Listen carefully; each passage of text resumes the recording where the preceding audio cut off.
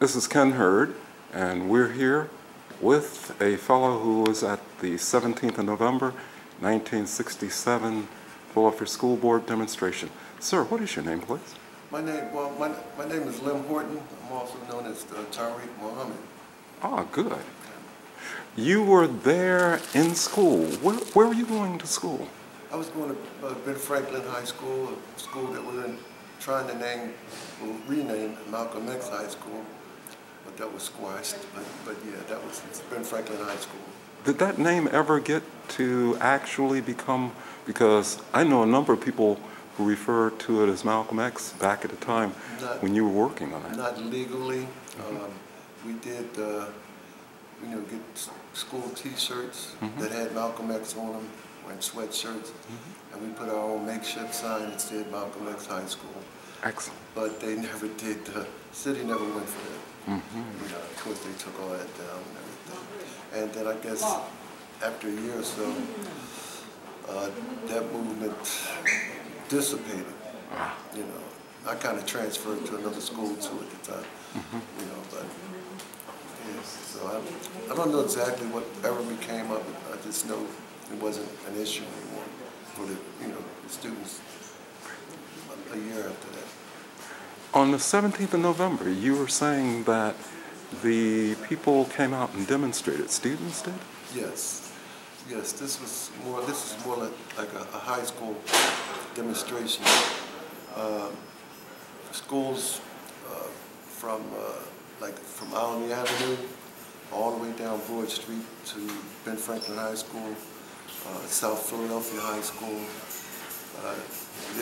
All the major high schools, or black major high schools in the city, participated. There was buzz going on at the school all day that morning, and I guess we were just waiting. We were just itching, And once, I guess it must have been around, 1 o'clock or so, by the time the big crowd came that was marching down Broad Street, and most of us gladly joined that demonstration. It was, it was kind of, it was powerful in that this was us doing something. I felt proud to be a part of that at that time, although I didn't know exactly what was going on. I just felt proud to be a part of it. Now, you say, how many people were there, do you think? Well, there was thousands of people there, thousands of people. Just marching down Broad Street, I want to say around, I'm talking about from Alany up to Spring Garden. Before we got in, I would say about 7 or 8, maybe 10,000. There was a lot of people there. I mean, they filled the whole Broad Street up, going north and south, just both sides of the street, and nobody could stop us at that point. And once they got to Ben Franklin High School, that's when the Ben Franklin students came up, and we marched up Spring Garden. And a few blocks up is when we had our first encounter with the police force led by Commissioner Frank Rizzo. Was that near the Mint? Yes, near the Mint. It's around 17th or 18th. It's now Community College of Philadelphia, but it was in that area. And as we were marching up and getting closer to the Board of Education, which is that was our destination, the Board of Education. Of course, we never got there, but on the way, we start seeing students coming back with their heads split wide open, blood all over the place. And at that point, it started to really get serious. Start to kind of get scary. But we kept on marching. And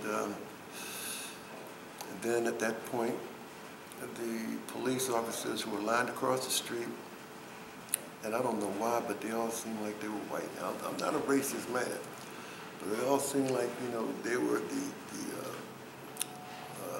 Nazi guys, stormtroopers or whatever, because I think they had on leather, the big leather jackets. I don't know if they had the boots on or not, but they looked like they could do some damage. They all had the nightsticks lined up across the whole street. All of a sudden they charged us, swinging their sticks, busting heads and everything. And we scattered, tried to, avoid being hurt as much as we could.